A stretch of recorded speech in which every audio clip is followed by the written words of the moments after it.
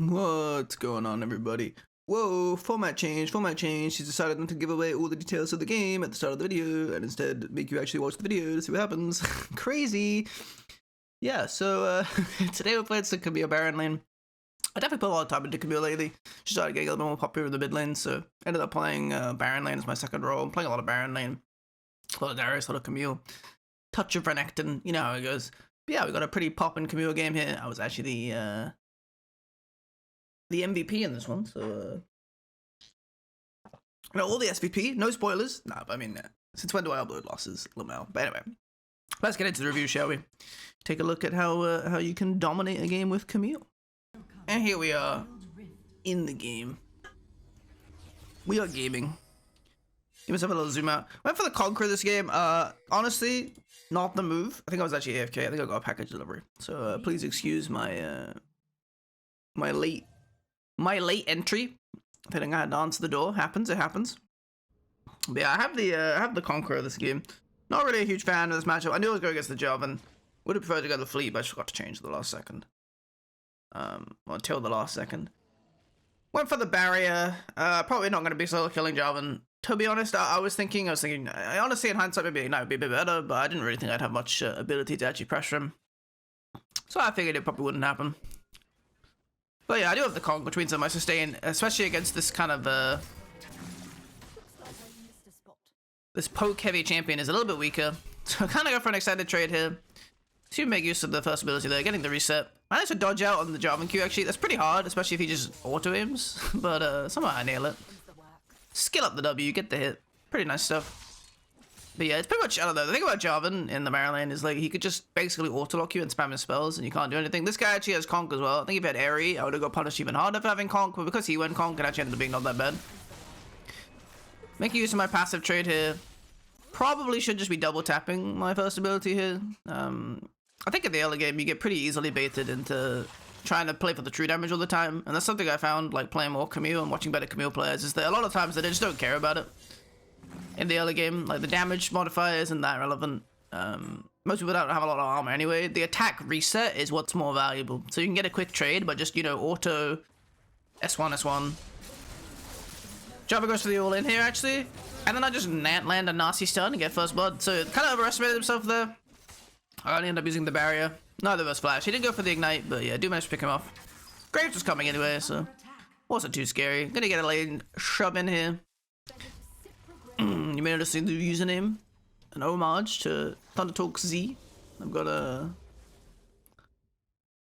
nice little new name. I think it's pretty catchy. My stream was calling it cringe. So yeah, today's Sunday. How am I doing? I'm doing good, thank you. Didn't stream yesterday. Had a rare day off. Went into you know, the beautiful city of Cologne. Visited another Christmas market and such.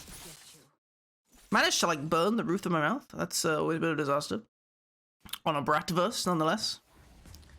Pretty much one of the worst things that can happen, right? The old mouth burn. Got a bit of a freeze forming here, so yeah, Java did a little bit of a weak shove out. So I'm just gonna hold the lane here because it gives me a lot of pressure, especially when I have the ultimate now on CAMILLE. You know, I'm always looking for any opportunity to basically just ult and kill him. So yeah, you see I've already got the Phase Sheen. Jarvan has a Dirk. So yeah, so that's a pretty strong power spike given the little gold he had, but I'm still obviously, I'd say, pretty much obviously stronger. Obviously. So you see me just holding the lane here. This is really something you could do when you have kind of a lane advantage. It's just like, basically, obviously it's less effective against somebody like Jarvan, but you know, against other champions that don't have as easy farm, like as easy farm tools, long range farm tools, like Darius maybe. You can punish them a lot harder. See, I've got a good trade off there. Before Graves is here for a gank, but yeah, I don't really know how to set this one up. I was kind of thinking at the time, like, I don't really know what you're going to do, because like, even if I just ult him, we're probably not going to kill him. Like, Graves can't really reach him in time, I think. CAMILLE's ultimate lockdown isn't actually that long at level 1, because the duration actually scales. I'm actually going to go for the all in here. Vi ends up being here, so I'm just jumping out. I'm out of there. I was never even there. I don't know what you're talking about. Jarvan jumps back in. We start trading on the Vi a bit. Graves ult comes out, and I can't help myself. I need this kill. Flash, hit him with the auto. I'm gonna go down, sadly. But at the end of the day, like, Jarvan's missing all of this wave. So it's still pretty good for me long term, because he's missing a bunch of XP. Graves, kind of lucky there. I think if I dashed onto him, he probably would have died. Corky's coming out with a roam as well. He's gonna give it up.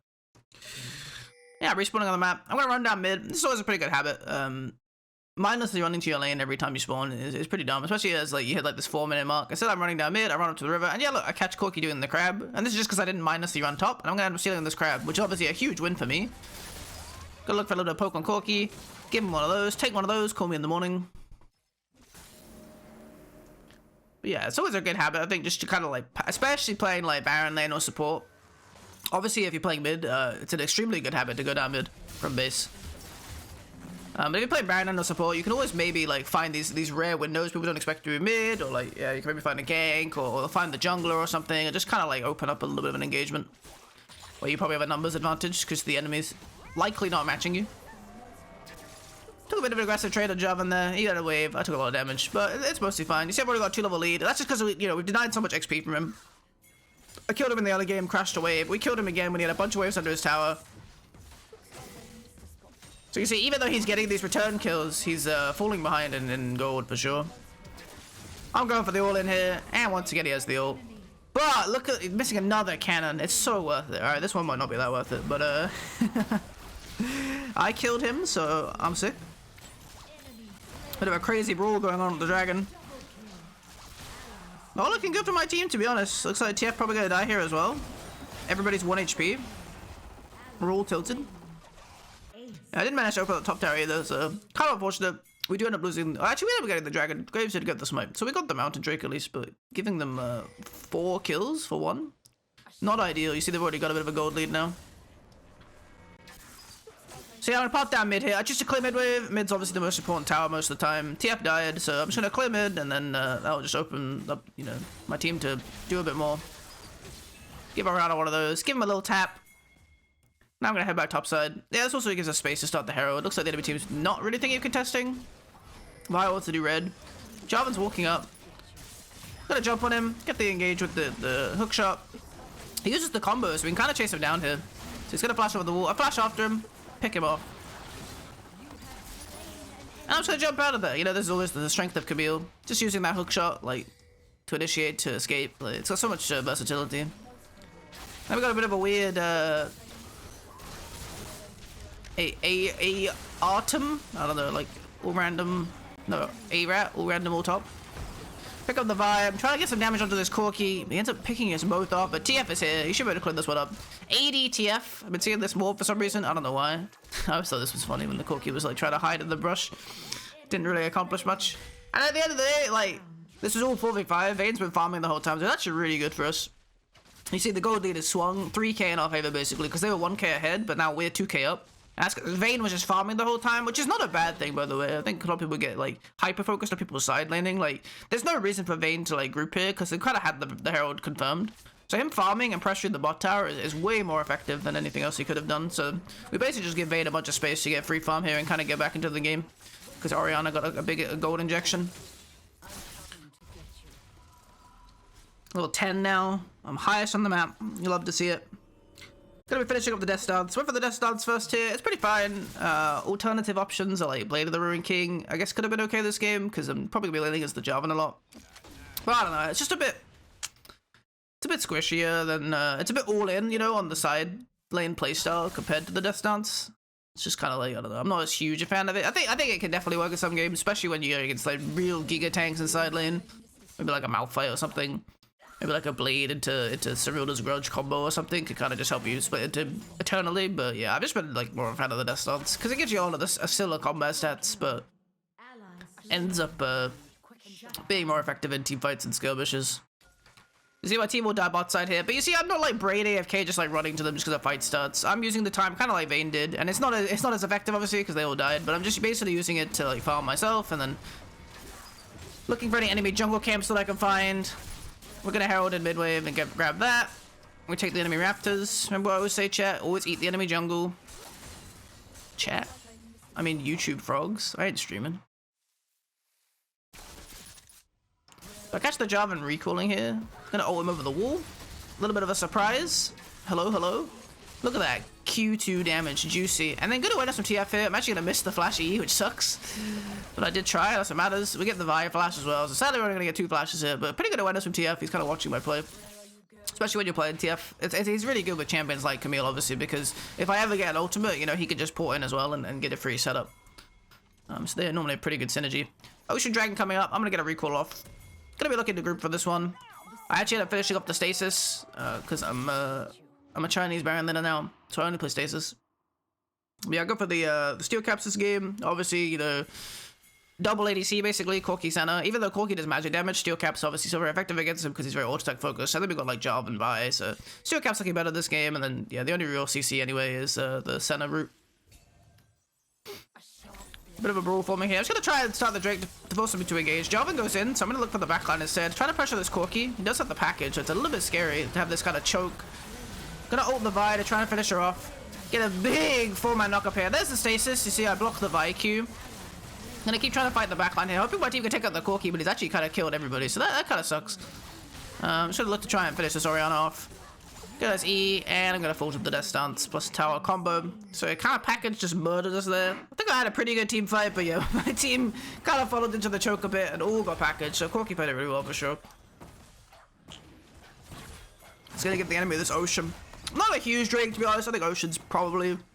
I think Ocean and Mountain are generally like the 2 worst, except, you know, very situationally. Like, I think Ocean for Corki, for example, is very good. Obviously, Corki can't build lifesteal. There's no lifesteal in the game, only physical man. So unless he builds like a Gunblade, he's not getting any lifesteal. So Ocean is pretty good for him for that reason. Does he have the Gluttonous as well in this game? Yeah, he does. So he actually gets quite a lot of sustain as a result. We're gonna get the Herald again, though. They blew a lot on the back of that. I'm coming up, looking to chase this Jarvan with Graves. I'm really looking to chase this Jarvan. But I mean, you know, we're probably gonna get him, so. Just gonna go for the dive here. I'm so strong, you know. I'll just pick him off. They look pretty crazy, but hey, if it works, you know. If it ain't broken. Grab some honey fruit. I think I'm just gonna dip into the side lane again. Always a good mentality to have, basically. It's just, if there's no objective, just look for the most efficient ways to get gold. And normally that's not running around the map, deathballing. Unless you really, like, are really far behind or you can't play side lane. You just want to be looking to, like, farm as much gold as you can, effectively.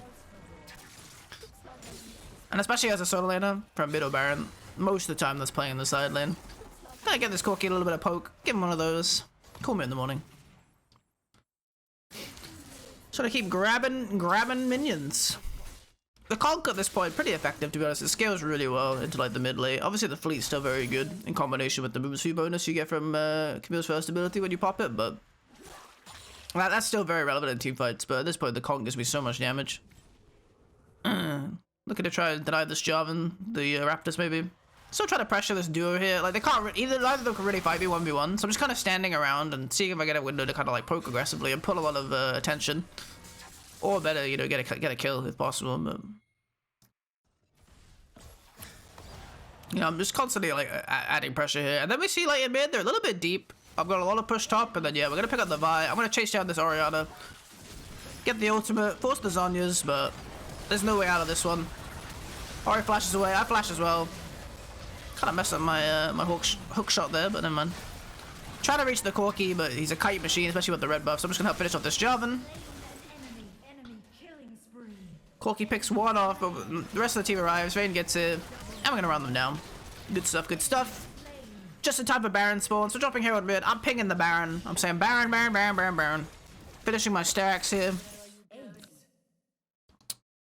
Just going for general resist. You know, they don't have like a consistent damage type this game. Excuse me, caffeinating there. Sip of the winter Red Bull. But they don't have like a consistent damage type between like magical or physical. You know, they're pretty much split 2-2. Like obviously Corki is auto attacks, but he's more magic damage past the steel caps. So I'm, you know, I think Death Stance and Sterex as a result are kind of my go-to items here. Because both of them are effective no matter the damage type. That's pretty much how you could always consider it. There are definitely games where, like, you know, a more specific damage or more specific type of resist is effective. But in a game where, like, yeah, they have Ori plus Corki and then Senna plus Vi Jarvan, like, they don't really have a consistent form of, like, DPS that I can, like, choose to play around. So I'm just going to build these kind of more general bruisery tank items. Pretty sure I'm going for the Randuin's next, though. Randuin's is very good in this game. It's kind of the same thing where, you know, it's an armor item, but it's actually really effective against Corki. Because it mitigates his crits, right? Like, it's still very, very good.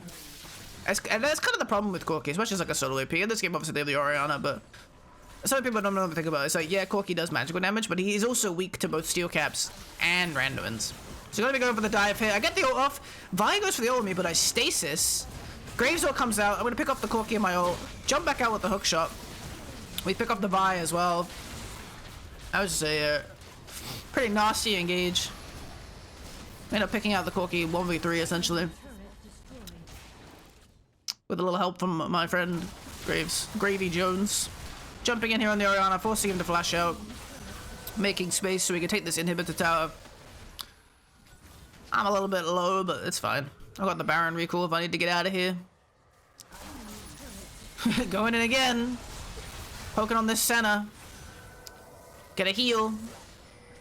But looks like we're just going to slowly choking them out. We take the mid inhib as well. Should just go for a reset here. Take the Infernal Drake, and then we can just push through bot. Finish the final inhibitor. Should be able to close out the game.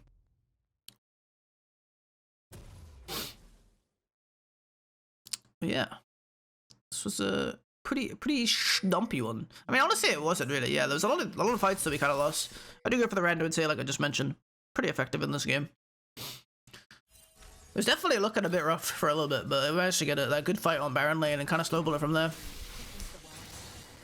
But yeah, pretty good. Yeah, like I said, I had a fun day yesterday. Going around the town.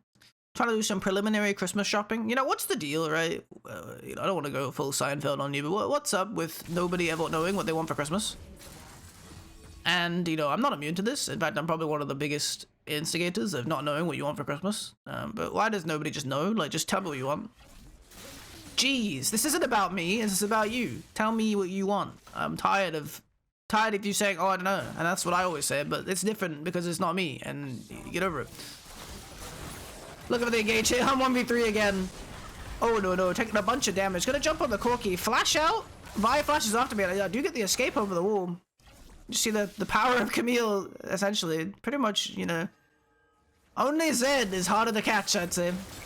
And my team, once again, with a great collapse. Honestly, my team done really well. Praying around my side lane strength this game. Like, I think I've definitely been one of the stronger aspects of the team, but they've done a really great job following up.